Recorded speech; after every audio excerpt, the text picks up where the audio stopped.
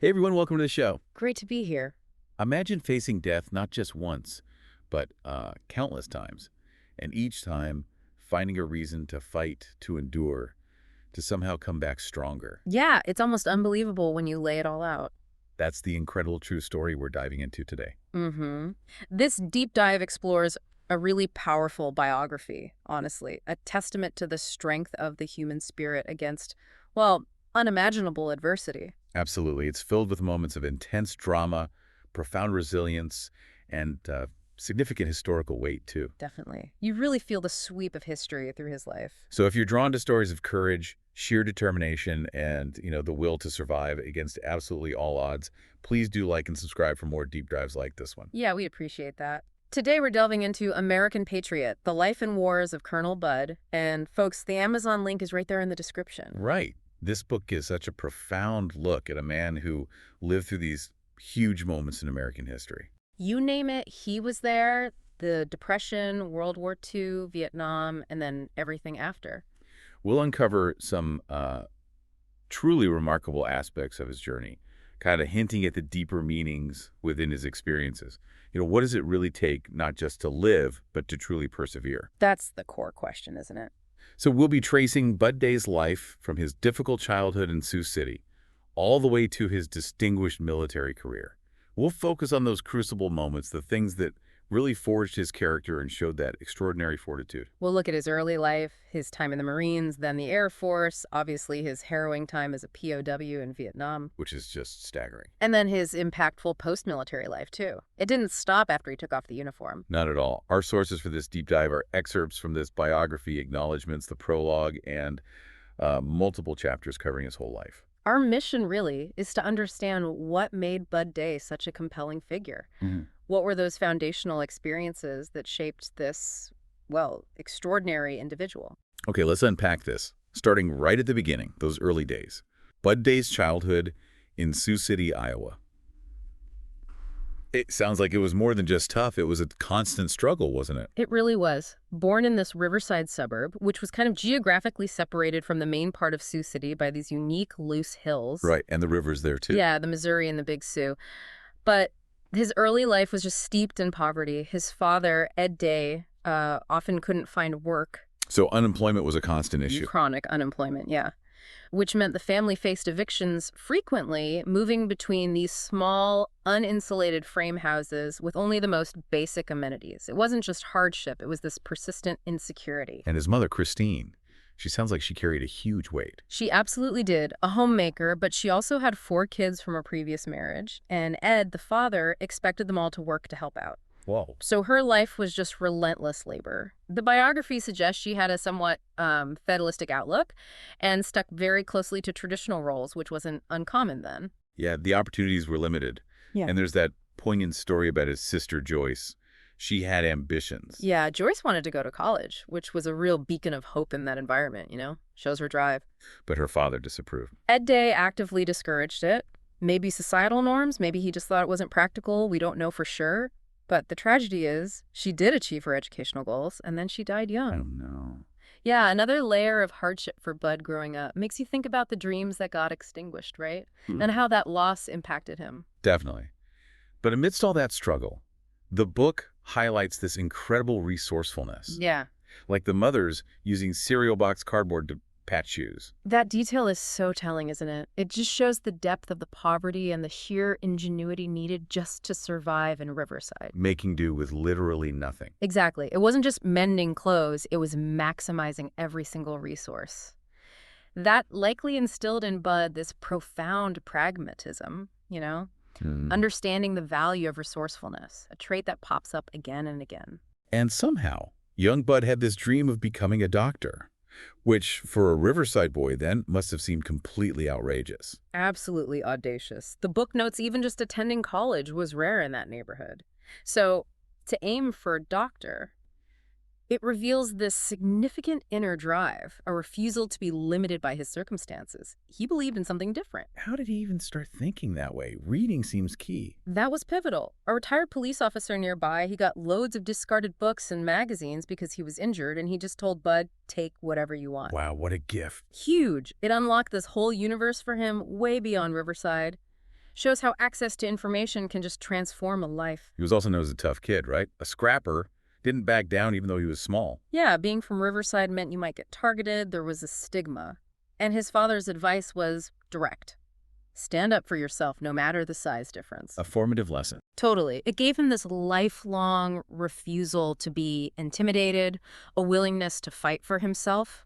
And it wasn't just physical fights, it was this deep inner resilience. And you see that thread running through everything later. It absolutely foreshadows his Oh, yeah. later resilience, yeah.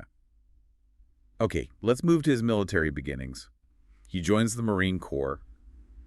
What was that like, coming from that background? Well, Marine boot camp, especially the old Corps version Bud went through, was designed to break you down and rebuild you. Intense discipline, physical, mental. For most recruits, probably unprecedented hardship. Right. But for Bud, having already lived through the daily grind of poverty, the structured demands, while incredibly intense, might not have been the same kind of fundamental shock as for others, though the drill instructor's greeting sounds pretty formidable. And then there was that twist of fate getting sick during training. Yeah, he contracted cat fever, had to go to the hospital, light duty, got held back several recruit classes. Which might have saved his life. Given the staggering casualties in the early Pacific campaigns, it's entirely possible. This bout of illness could have inadvertently kept him out of some of the absolute bloodiest battles of the war. Crazy how things work out. And the book mentions Doris Sorensen briefly before he enlisted. Yeah, just a hint. They hadn't known each other long, but he asked her to write to him while he was deployed. Suggests something more than casual, right? Foreshadows her huge role later. It's interesting. His father discouraged his sister's college dreams, but approved of Bud joining the Marines. Yeah, Ed Day apparently gave a nod and said it was one of the few smart things you ever did. Probably reflects the times, you know? Military service seen as more traditional, acceptable for a young man, maybe more practical in his eyes than an education, especially for women then. Makes sense. So Bud serves in the Pacific in World War II. The book isn't heavy on combat details, but we know that theater was brutal. Exceptionally brutal. Island hopping campaigns, just horrific casualty rates for the Marines, fierce resistance, devastating losses. Even without specifics, you know he faced immense danger. But even there, his resourcefulness shines through in pretty unorthodox ways. The horrible hooch, using grenades for fishing. That's an incredible story. Johnston Island, not the front lines, but still, he builds a makeshift whiskey still. The Yeah. horrible hoot. And fishes with hand grenades. Highly illegal, surely. Oh, absolutely. Dangerous, too. Using liberated grenades to stun fish for the officers' mess. Shows audacity, right? A willingness to bend, maybe break the rules to get something done, and the secrecy. Imagine getting caught. Big risks. After the war, he heads back to Sioux City. What's his mindset? Probably like a lot of returning vets. Mixed emotions, right? Wanting to reconnect with his old life, see familiar faces. But the war changes you profoundly, so there's likely a disconnect. Eager for normalcy, but carrying that weight. And that's when things get serious with Doris, though he hesitated about the age difference. Yeah, he gets back. She's still in high school, about 17. He's 20, almost 21. That 4-year gap made him pause, question if it was right. Seems thoughtful, actually. Maybe he felt more mature after the war. Shows a certain character. But they connected. And he used the GI Bill. College, then law school. Huge for someone from his background. Monumental. The GI Bill just opened doors for millions like Bud. Though the book hints these vets, having seen war, kind of shook up the traditional college scene. Disruptive. Maybe just brought a different perspective, less traditional. But Bud seized the opportunity at Morningside College, then University of South Dakota Law School. Really focused. And worked multiple jobs, too, including dangerous ones. Yeah, GI Bill helped, but didn't cover everything. Car payments, living expenses. He works tough jobs, stockyards, meat packing plants. Shows that incredible work ethic, that grit to provide. Doris's mother sounds like she played a key role. She did. Apparently had a very direct, insightful chat with Doris about Bud's feelings. Basically gave her a blessing, affirmed his love. That likely solidified things for them. They got married in December 46, shortly after her mom passed away. Their early married life shows bits of his personality, too. Handling the chivalry, their simple first Christmas. Right, the chivalry, that noisy newlywed tradition. But apparently handled it with quiet, firm resolve. Calm, decisive, didn't get flustered. And that first Christmas, not much money, just talking. It highlights their connection, finding contentment in each other, not stuff. Then the incident at Frank Work's store. Catching a burglar who had ties to his past. That's a powerful story. The burglar was the brother of a schoolmate from Riverside, a personal conflict there, but Bud's commitment to the law, to doing what's right, won out over those connections. Shows his core principles. But then a big setback. Denied a Marine Corps Reserve Commission. Because of something from the past. Yeah, that Jeep theft incident back in Hawaii during the war came back to bite him. Denied the commission. For someone with his service record, that was a huge blow. Devastating. Frank Work remembers him vowing to get serious. Yes, apparently Bud wrote on a napkin, promising to buckle down. Frank Work believed in him, saw his potential, but it was a real moment of reckoning for Bud. A turning point. And frustratingly, he couldn't get called up for the Korean War either, despite trying. Right. His National Guard unit wasn't activated, and when he tried to volunteer repeatedly, he got rebuffed. For someone trained, experienced, wanting to serve, must have been incredibly frustrating. Sidelined. The third time trying to get back into service, basically. And he ends up joining the Air Force in '51. Why the Air Force? Well, the Air Force was expanding rapidly because of Korea. They needed pilots badly. His prior experience, his determination to fly, which the Marines had denied him, likely made him a good candidate. It was his path into the air. His early time at Goodfellow AFB sounds more positive, though, even before flight training. Yeah, while waiting for a training slot, they actually gave him substantive work. Legal advisor, trainer. He got recognized early, earned a good officer efficiency report, and ER set a good trajectory. But Doris had a tough adjustment in West Texas. Oh, yeah. Big contrast to Iowa. Basic housing, the relentless heat, dust, insects. Yeah. It was challenging for her. Highlights the sacrifices military families make, right? Definitely. Then flight training at Moody AFB. That culture sounds intense. Flying into thunderstorms. The faint heart. Yeah, that's saying. It sums up the attitude. Pushing boundaries, bravado, taking calculated risks, even in severe weather. Attracted a certain type of person to flying back then. And Bud's skills really started showing there. Intuitive genius. His instructor saw it quickly. More than just technically good, he had this innate feel for flying, almost instinctive. That natural talent plus the training really set him apart. Which maybe helped in that first near-fatal incident. The T-33 fire. Yeah. Those sucker doors. Absolutely. Those auxiliary air intakes. Risky design. Engine fire on takeoff. Flames near the main fuel tank. Disaster. But Bud reacted incredibly fast. What did he do? Counterintuitively, he kept the nose down to maintain airspeed, instead of pulling up like you might instinctively do. Precise control, decisive action. He became the first, and apparently the only pilot to ever survive that specific failure in a T-33. Incredible. But probably not the kind of recognition he wanted. Exactly. Gained him attention, but yeah.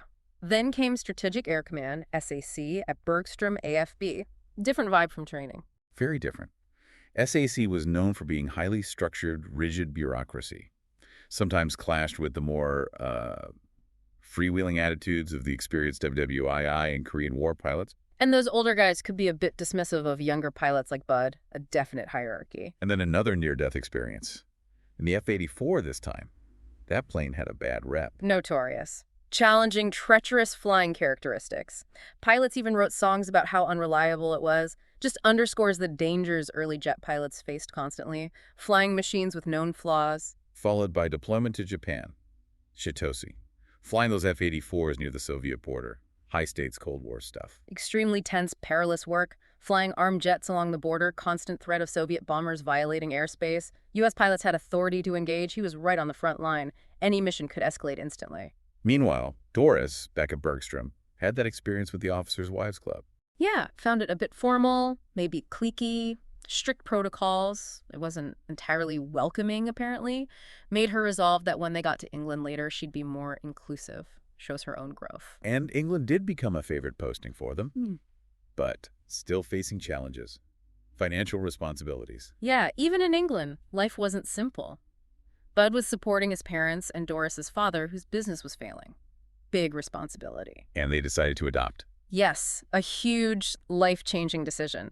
They adopted their son, Stephen, from a German orphanage in 1957, a really profound and joyous moment for them. But England was also where he had another miraculous escape, an F-84 explosion this time. Right after a near crash, he was really living on the edge. Seriously. First, the near-crash landing at Wethersfield in 0-0 visibility, just exceptional piloting, though maybe he should have bailed out. But then the catastrophic F-84 explosion right after takeoff from Woodbridge. Much worse. And his reaction? Remarkably calm, apparently, during the emergency itself. Just focus. He ejected incredibly low, right as it exploded. It's amazing he survived, but badly injured. Miraculous survival. Ejected low, explosion almost simultaneous, severe injuries, including a powdered ankle.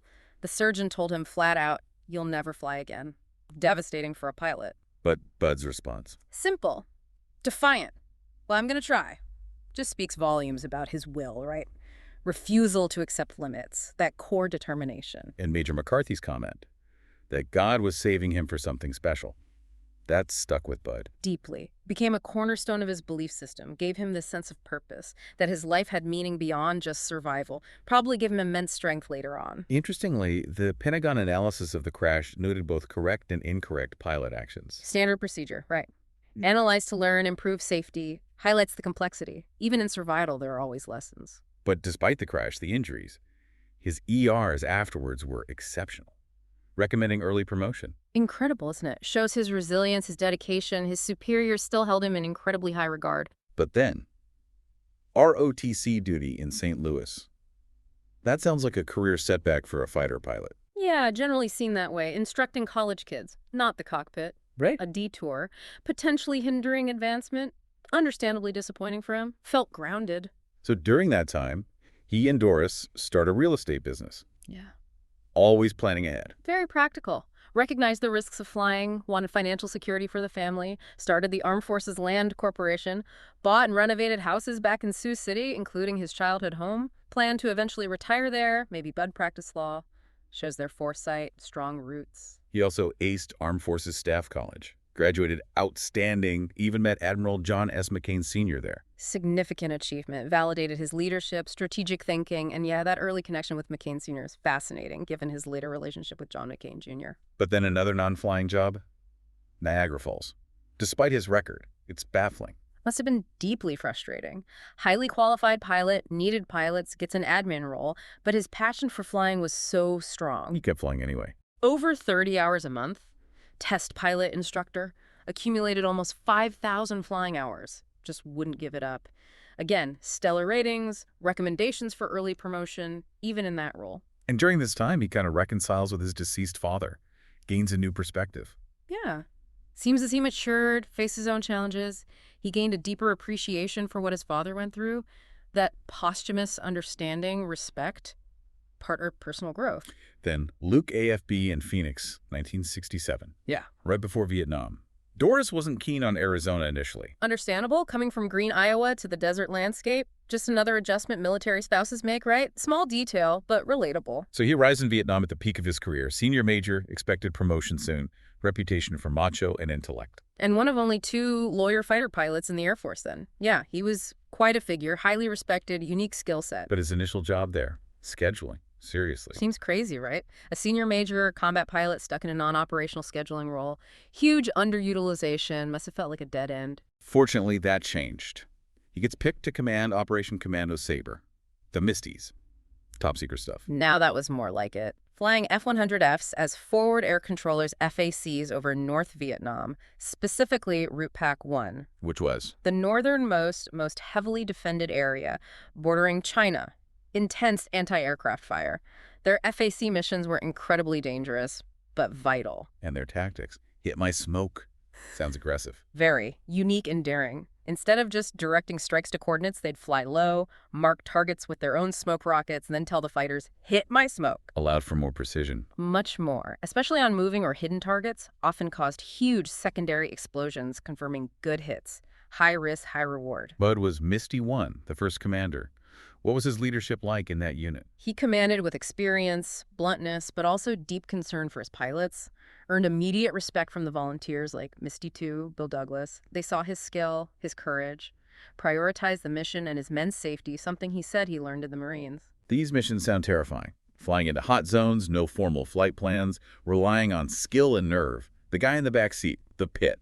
Absolutely crucial role. Eyes and ears, spotting targets, guiding strikes, navigating constant danger. Minimal armament on their F-100Fs, but they'd engage enemy positions directly if needed. Required incredible coordination, bravery. And their planes got hit often. Yeah. Bud became known as a magnet ass. Nah. Yeah, the nickname reflected reality.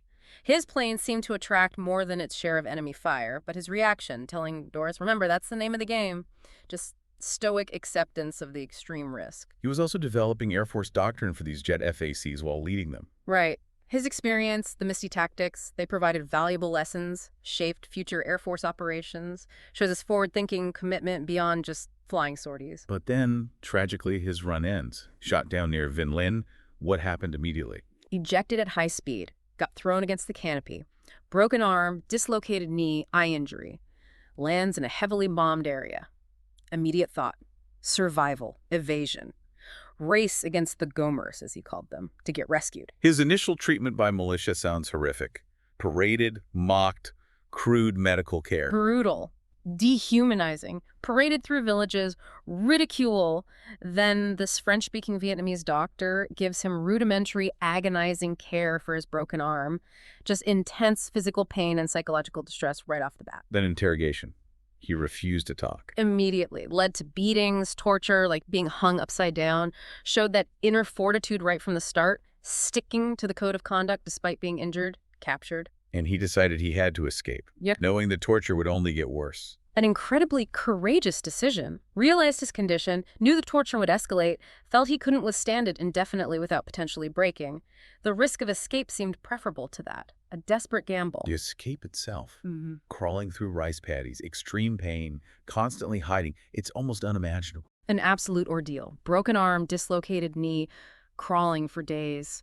Constant pain, exhaustion, near captures multiple times. His knowledge of the terrain from flying helped, but physically, it was monumental. And he even witnessed a U.S. bombing run nearby. Dangerously close. The irony, right? Trying to evade the enemy, almost taken out by friendly fire, must have been terrifying. Underscores the chaos. But after nearly 3 weeks, he was recaptured. Their reaction must have been furious. Oh, absolutely. He'd evaded them for that long. It was a huge embarrassment, a major loss of face for the North Vietnamese army. Recapture meant intense anger, desire for retribution. Return to the same hole. More beatings, threats. Yes, brutal treatment upon recapture, beatings, threats, even a pistol held to his head. But even then, his defiance, shouting back, his spirit just wouldn't break. And finally, a real meal after 3 weeks on the run. Seems small, but underscores the profound deprivation. That first meager meal must have been immense relief, a stark reminder of basic needs. Then transferred to a more formal POW camp. Hearing another American, Major Norris Overley. Must have been profound. Hearing another American voice after weeks of isolation, brutality, a glimmer of hope, connection, knowing he wasn't alone anymore. Then arrival in Hanoi, Lo prison, the Hanoi Hilton. Put in room 18. Known for torture. Yeah, that marked a new, even more harrowing chapter. Room 18 was notorious. Systematic physical and psychological torture was the norm there. A definite escalation. And there he meets Lieutenant Commander John McCain, who was in terrible shape. Severely injured, very poor condition. Bud's first impression was that McCain was actually dying. Just highlights the brutal reality, the physical toll. But they develop a close friendship. Despite differences, McCain talked a lot. Yeah, McCain was apparently quite talkative. Despite different backgrounds, personalities, that shared suffering forged a deep bond, though McCain's relationship with their other cellmate, a SAC pilot, was apparently more strained.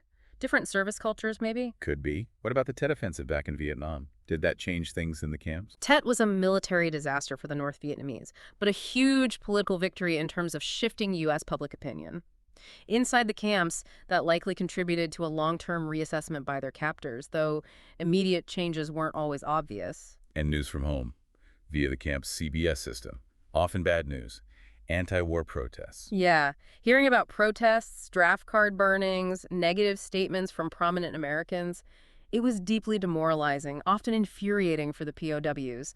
They're enduring hell, and it felt like their sacrifice wasn't supported, even opposed. Created a painful disconnect, probably reinforced their sense of duty. Overley gets released early in the sync release program. He carried letters out. Yes, a dictated letter from Bud to Doris, and a note written and signed by McCain. Overley's release was complex for those left behind hope, but maybe anxiety too. For Doris, getting that direct word, knowing Bud was alive, unbelievably emotional. A tangible link. Bud gained this incredible reputation among POWs, right? Resilience. Piss on every tree in the forest. Huh.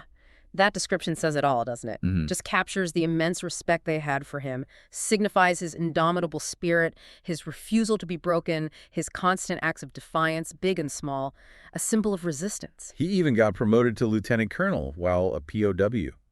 recommended for Silver Stars. Yes, recognition amidst that suffering, told by a new arrival, Bob Creener.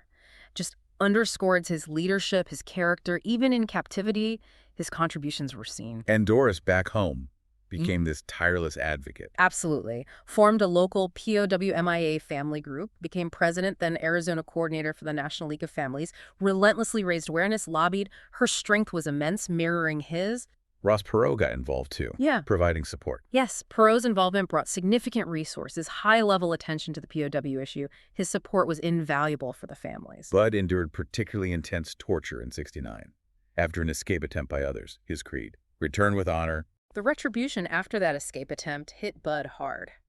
Return with honor became his anchor. It meant resisting, upholding military obligations no matter the cost, refusing to break, collaborate, or bring dishonor on himself, his fellow prisoners, his country. Even after Ho Chi Minh died and things eased a bit for most, Bud remained a target. Yeah, his reputation for resistance meant he was still singled out, still pressured. His spirit was constantly tested because they saw him as a key figure of defiance. The book mentions lighter moments too, like winning a checkers game against a guard. Little glimpses of his enduring spirit, right?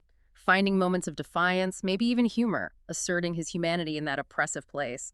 His competitive streak was still there. Doris, meeting with people like General Chappie James, she was a force herself. Definitely. Direct, forceful advocacy. Holding leaders accountable, ensuring the POWs weren't forgotten. A tireless voice. Bud's leadership in Room 7, emphasizing resistance, following the senior ranking officer, SRO, that structure was vital. Crucial. Maintained discipline, communication, a united front. Following the SRO prevented the North Vietnamese from dividing them. That organized church service, defying orders, is a powerful example of their collective resistance. His reaction to hearing about John Kerry's anti-war activities in '71? Yeah. Dismissive. Foreshadowing. Yeah, strong negative reaction. Reflects that deep divide between those serving, especially POWs, and some elements of the anti-war movement back home. Highlights the intense emotions around the war. Even those crude Christmas performances. McCain as Scrooge. Important acts. Vital for morale, camaraderie, asserting their humanity. Creating their own moments of normalcy, however basic, was an act of defiance against the dehumanizing conditions. Ilris, supporting the Christmas bombing, seeing the pilots as Bud's brothers. Shows that deep solidarity, right? Connection, loyalty felt towards those still fighting, risking their lives. They were all linked by the war. Their subdued demeanor upon release reflected the ordeal.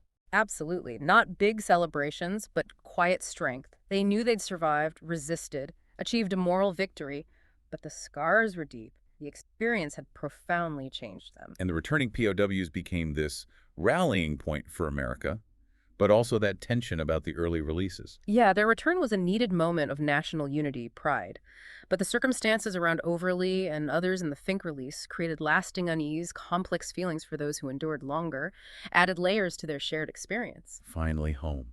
The reunion with Doris and the kids must have been overwhelming. Incredibly moving, surely. The end of years of uncertainty, agony, the start of a long, difficult process of healing, reconnecting. Younger military guys saw him as a legend. Even small things, like the hotel bathroom size. Met with profound respect, awe.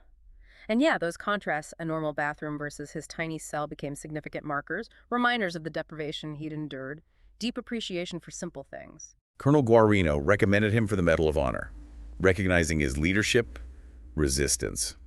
Though there was some controversy around other MOH awards then. Yes, Guarino saw exceptional valor, unwavering leadership, but apparently had a cynical thought about seniority playing a role. And there were differing perspectives. Some controversy surrounding Jim Stockdale's citation, too, highlights the complexities, sometimes politics, around top medals. Surprisingly, the Air Force didn't give him a fighter command job. He went for a PhD instead. Seems like a shift, right? Despite his record, his desire to lead fighters, he hit bureaucratic walls. The PhD in political science suggests maybe he saw his military career path changing or plateauing. But he kept advocating for the returning POWs, writing their ERs, still wanted to fly fighters. Absolutely dedicated to his fellow POWs, ensuring their sacrifices were recognized, still pushed to requalify, lead, but faced ongoing frustrations with the bureaucracy. His loyalty was fierce.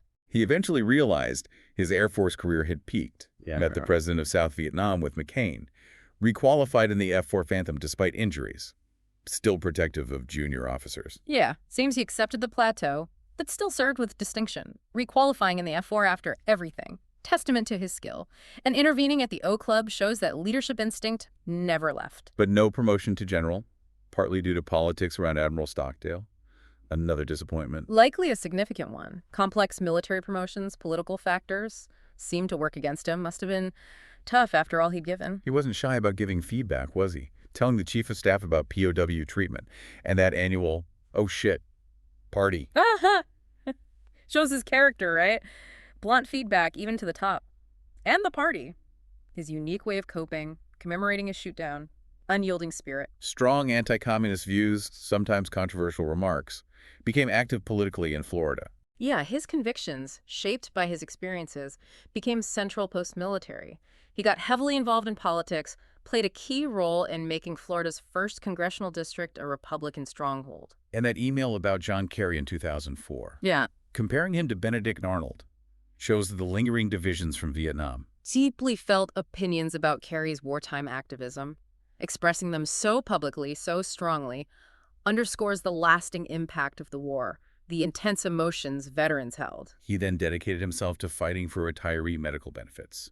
The Brown Bag Campaign Became a major focus later in life. Lawsuits, lobbying Congress, tireless advocacy for veterans, ensuring promises made were kept, continued commitment to his peers. He reacted strongly to a court opinion he felt distorted the military. Passionate response. Saw it as misrepresenting military culture, government obligations. Highlights his core value. Honor, duty, keeping promises to those who serve. Lifelong defense of military integrity. Attended the Robbie Risner statue dedication, supported by Perot. Shows those POW bonds. Absolutely. Lasting camaraderie, mutual support within that community, recognition of their shared sacrifice, resilience. Continued advocating for veterans' promises, even if it meant disagreeing privately with McCain on issues like torture. Shows his independent thinking, right. Held firm to his convictions, his principles, even when differing with prominent friends on major ethical issues. Strong moral compass. Later years. Nostalgic drives. Pheasant hunting. Still leading, even casually. Glimpses of his personal life. Enjoying simple things, connecting to his past, and that natural leadership tendency even in retirement during a hunt. And his humor endured. That quote about refusing a drink. The only time I ever refused a drink was when I didn't understand the question. Perfect encapsulation of his wit, right? Finding lightheartedness after all that darkness speaks to his resilience. Worsening health, but still active. Simple lifestyle. Guilt about wasting food. Lasting impacts. Yeah, determination despite health challenges. And that frugality, aversion to waste, powerful echoes of his depression upbringing, those years of POW deprivation, experiences shape you deeply. Became a living legend. Asked at dining outs, "Colonel, was it worth it?" His response. Always the same, powerful, unwavering, God bless America. Yeah. Encapsulates his deep patriotism, his faith, his belief in the meaning of his service. And finally, the Misties. That enduring bond, remembering the fallen. Shows those deep connections forged in combat, right? Commitment to shared history, honoring their lost brothers. Yeah. Unbreakable bonds formed in extreme danger. Thank you for joining us for this deep dive into the extraordinary life of Colonel Bud Day. His life is just an incredible example, isn't it? Unwavering courage, resilience that's almost beyond comprehension, and this profound, lifelong commitment to duty and honor. Absolutely. His journey, humble beginnings to war hero, tireless advocate, it offers profound lessons about the human spirit. Truly does. What an amazing story. Please share your favorite moment or what aspect of Bud Day's story resonated most deeply with you in the comments below. We genuinely love to hear your thoughts. And we really encourage you to delve further into American Patriot, the life and wars of Colonel Bud, and explore other biographies of these remarkable individuals too. Please like this deep dive, leave a comment, and share it with others who might find inspiration and insight in Bud Day's incredible story. Your engagement really helps us bring more fascinating lives and events like this to light. Thanks for listening.